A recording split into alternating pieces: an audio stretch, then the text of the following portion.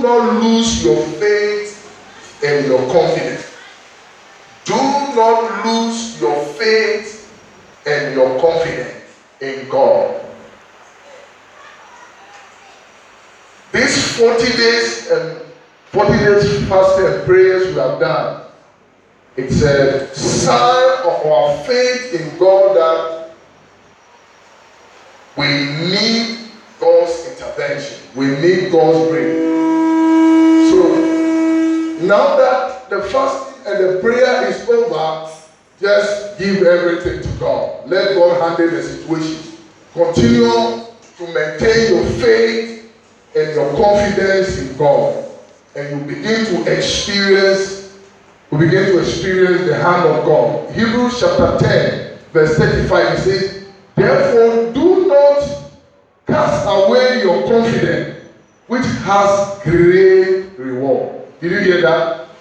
Therefore, do not cast away your confidence, which has great reward. Hallelujah. God says that so long as you don't cast away your confidence in Jesus, it will by all means produce great reward. God will reward you greatly before the end of this year. In the mighty name of Jesus. In the mighty name of Jesus. If you do well, God will be good to you. When God asked Cain and Abel to sacrifice, bring an offering, Cain decided to just give God whatever he wants. But the Bible says that Abel gave the best.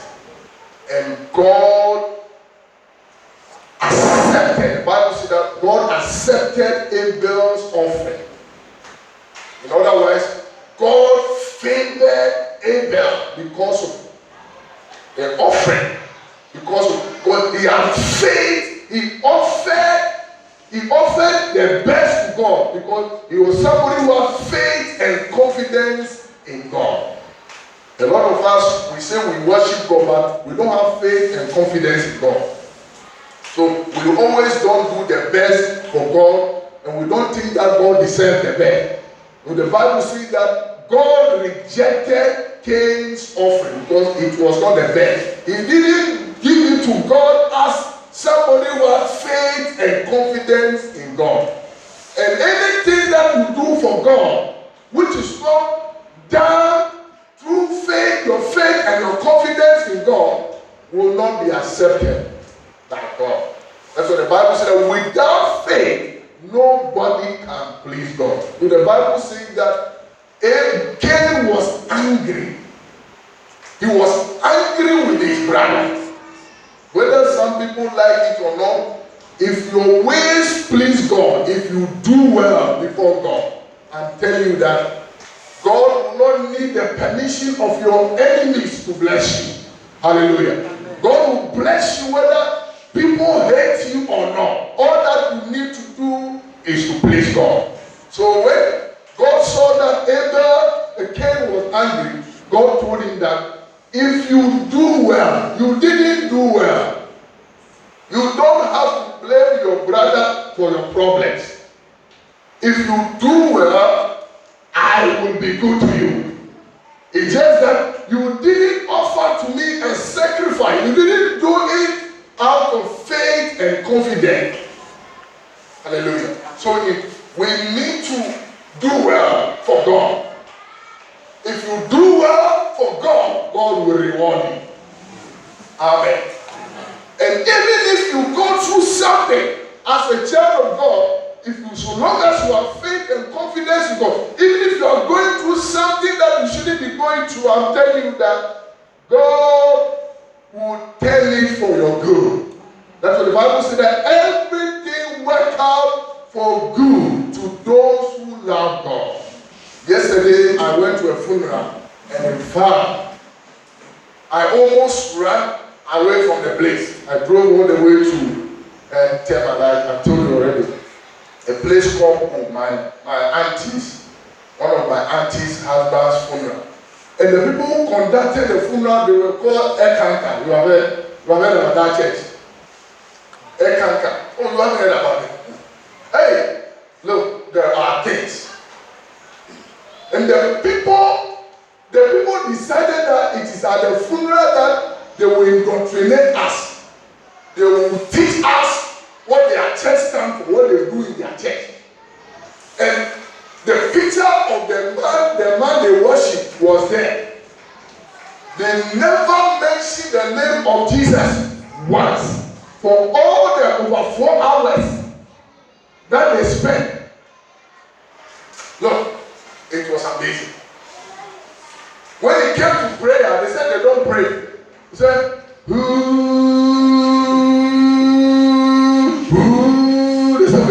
They said we are coming to pray. And they said they are coming to teach us how they do their praying. And they pray to saints. They pray to saints and their spirit. Their leaders, those who have led their churches, they are saved. And that's why their current leader is their God. So his picture was there. He said, they are coming to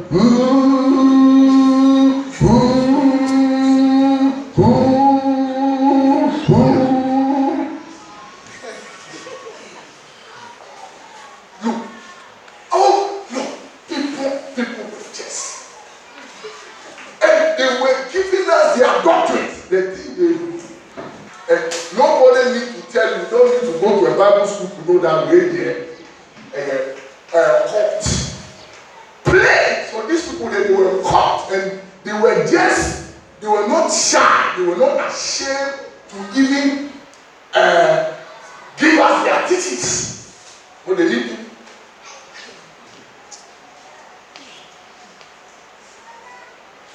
By the way, so they mentioned some things that they are key things in their religion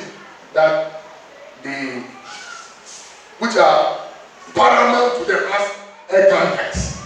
And he said one of them is patience. Patient. They use examples to explain, and one also is silent. He said you need to ask human beings, you need to be silent sometimes. Not everything that you shouldn't be quick to stop. So I was so highly uncomfortable there, but I learned something. I learned something. You can always learn out of every situation. Hallelujah. There's for a child of God, you can learn out of every situation, bad or good. Whether business is going well or not, whether somebody disappointed you or not, whether somebody broke your heart or not, whether you went through something that you didn't expect, whether you are sick, you are trying to get healed or not, hallelujah, you can always learn something out of it. Because those who have faith and confidence in God, God doesn't allow their situations to be permanent. Everything that we are going through, it is temporary. There is an end to every situation. That is what the ultimate end to everything is death. So when somebody suffers, that's what God has made provision for death. Because death is like when you are in a building, when you are building, clearly you can see that the building is about to collapse.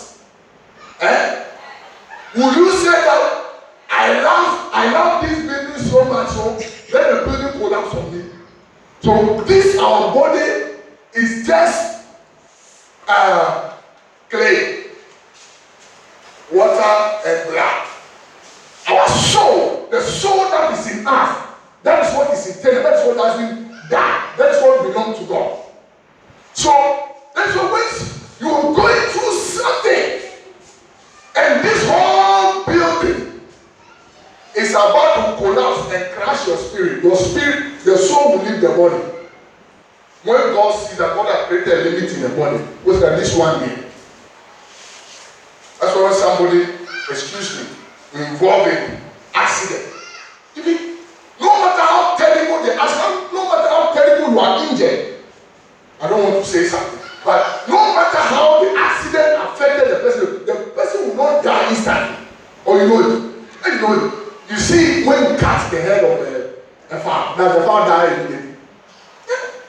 What about human beings? So human beings, God didn't create us to die. What doesn't die is our spirit and our soul. So, when somebody dies, and God is saying that the body is now tired. Your soul and your spirit, the body, God doesn't want the body to collapse on the soul. So the soul lives. The breath that God put in you, it lives. Now, that's why they no longer, when you die, they no longer call, you will not say, this is a necklace, this is a necklace. They will say, this is his body.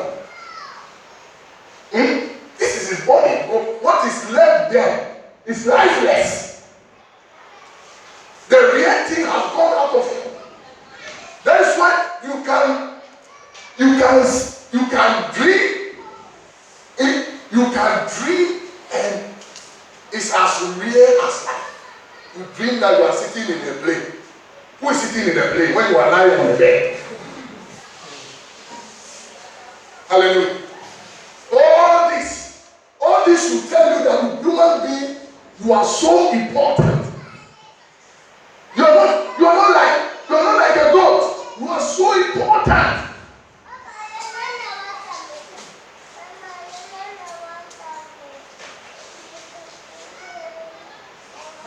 In Matthew chapter 14, 29 and 30, this is the story of Peter and Jesus. He says, so he said, this Jesus said, come. And when Peter had come down out of the boat, he walked on the water to go to Jesus. But when he saw that the wind was boisterous, he was afraid and began to sink. He cried out, saying, Lord, help, save me. Amen. You know this story? They saw Jesus walking on the sea. Then Peter said, Jesus, if it is you, let me also walk on the water. And Jesus said, come. And so long as Peter had confidence, faith in that word come, Jesus only said, come. So he was walking on the word come. The word come from Jesus was a solid ground on which Peter was walking. But the Bible said that Peter began to look at the waves, how the wind was blowing. So he took his confidence, the confidence and the faith that he had in Christ, which was a solid ground for him, which was sustaining him on the water. He took that confidence from Jesus and put it in the storm. So the Bible said that he began to sink. That's how it is. When you take your eyes off, when you take your eyes off God, the word of God, and you put your eyes on your circumstances, you will sink more.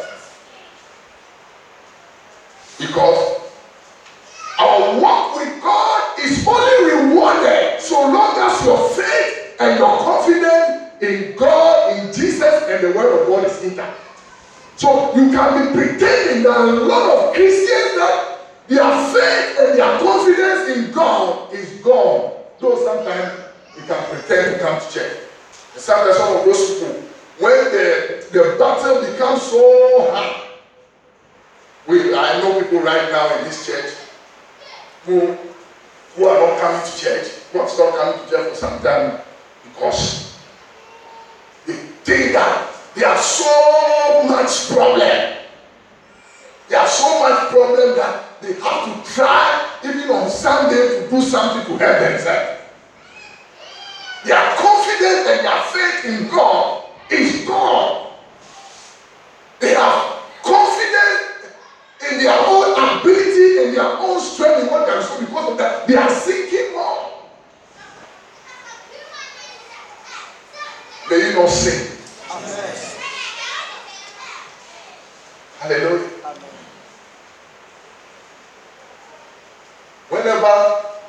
come to church, something happens to you. You may not know it.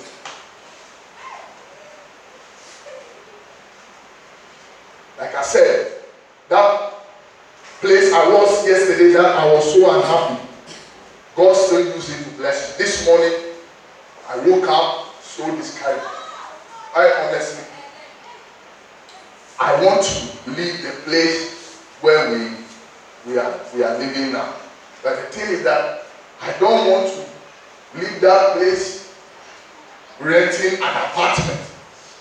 I don't want to leave that place renting that money, or rather use it to do something that I'll call my own. Okay, thing that I was just thinking about throughout the night because of where I'm living and where my family and I were living. And this morning when I woke up, I was so depressed. And the Holy Spirit said, "You do remember what that false pastor was saying? Remember what he said about patience?" I'm telling you. And when the Holy Spirit drew my mind to what that pastor, that Ekanka pastor was saying about patience, he gave a very good example about patience. Remember, you didn't like the man because it was not the true church. But remember what he said about patience. You are unhappy about this situation, but be patient. It's the same thing with church. You cannot say that your problems are so much that, but because of that, you are angry with God. So church do something, you can't come to church. So who helped you? Who helped you? You try to help yourself. You put your eyes on your circumstances. You took your eyes off God and the word of God. You put your eyes on your circumstances. And you are sinking, but still. Thank God that Jesus was there. The Bible says that Jesus held Peter's hand and prevented him from being drowned. I pray that Jesus will save you from drowning. Amen. Hallelujah. Whatever situation that is weighing, that is on you, and it's as heavy as a stone, is trying to draw you. This morning, as you listen to me, may Jesus help you from drowning. Amen. May Jesus save the situation. If it is your marriage, may Jesus save your situation. If it's financial, may Jesus save the situation. If your business is not doing well, may Jesus save the situation. In the name of Jesus. In the name of Jesus. Our spiritual victory, it depends on our faith in Jesus. So long as your faith in Jesus, your confidence in Jesus Christ, and the promises of God is intact, I'm telling you that you will be rewarded. You will be rewarded in the name of Jesus. In the name of Jesus. Amen. And the second thing I want to speak about is that we shouldn't be tired doing good. Amen. What did I say? Do not be tired doing good. Galatians chapter 6 verse 9 says, "And let us not grow weary while doing good, for in due season we shall reap if we do not lose heart." Did you hear that? And let us not grow weary while doing good, for in due season we shall not reap. We shall reap if we do not lose heart. Amen. Don't say that your reward is coming. Everything you are doing for God, every good thing you are doing, is a seed that you are sowing. So long as you do not give up, you shall reap. Amen. Farmers know that whatever they sow in the ground, that's what they harvest. That's how life is. It's a life principle. So long as you are persistent about something, so long as you believe in something, you are doing something that is accordance with the will of God, I'm telling you that God will never put you to shame. May the Lord never put you to shame. Sometimes difficulties and trials make us feel like quitting. Amen. But the situation can be so difficult that you feel like quitting. But you don't need to quit. Hallelujah. Amen.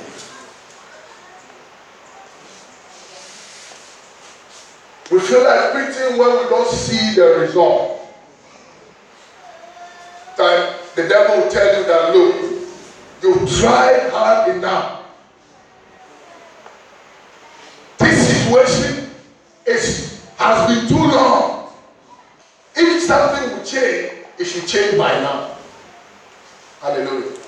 But there's a lot of examples in the Bible and even in our time that should tell you that there is nothing impossible for God. God can use one day to change a 20-year-old problem. God can solve a 20-year-old problem one day. Amen. God can solve a 50-year-old problem just under 2 seconds. May the Lord be gracious and be merciful to us in the name of Jesus. In that story we read in Acts chapter 10, it talks about a man called Cornelius. The Bible says that the man was a devout man. He was a prayerful person. He knew how to give. He support the work of God. But he didn't know the right thing. He didn't know the true God. But still, he believed in prayer. He was devoted to the things of God. So one day, the Bible says that at the ninth hour, he was praying, and God sent an angel to speak to him. He saw the angel appeared to him, the angel mentioned, Cornelius. And he said, yes, my Lord. He said, do not be afraid. Your good works, your giving, your faith in God is time for your good works and your faith in God, your confidence in God to be rewarded. Amen. So the angel told Cornelius what he should do in order to be saved. The angel told him that he should go and look for a man called Peter. That was the time that Peter, the Holy Ghost, had just come, the Spirit of God had just come, and they were doing wonders. The angel was specific. He said, there is a man called Peter. He's living in the house of somebody called Simeon at Joppa. Specific. Go to him in Joppa, and he will tell you what you need to do in order that you can find the right God and worship the right God. Hallelujah. What if Cornelius had given up? He said, consider your prayer has been accepted. I don't think that Cornelius just prayed for a year or two. Sometimes we are praying and we think that the prayer is not working or God is not hearing the prayer. But there is nothing like a wasted prayer. There is nothing like a prayer that you prayed that was dead. If you haven't seen the result of your prayer yet, means that the time is not yet up. Hallelujah. May God answer your prayer. May God answer your prayer. Just as an angel appeared to Cornelius, may an angel of the Lord appear to you. May an angel speak to you. May the Holy Spirit speak to you. See, most of our problems are lack of direction. God can give you an idea that can make you a millionaire. Amen. You cannot be rich by strength. You cannot be rich because you work so hard from morning to evening. If you look at the richest people in the world today, there are people who are either using their talent or God has blessed them with something so special. The owner of Facebook, a young man, I'm older than him. That man is not 40 years.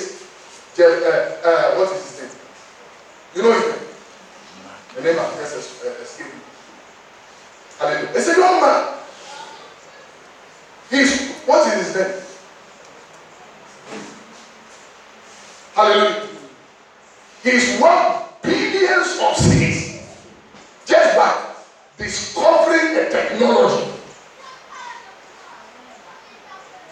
God can change your circumstance by giving you an idea. You see, the more problems you solve, the more money you make. Making money is not about how hard you work. Like Mr. Francis. If God decides to favor him, he's one of the best when it comes to these sliding windows and doors. He works. He works on some of the modern glass building. There's a hotel around the airport here. What's the name of that hotel? Marriott. You see their glass windows. This man, he went to China. Been to China twice.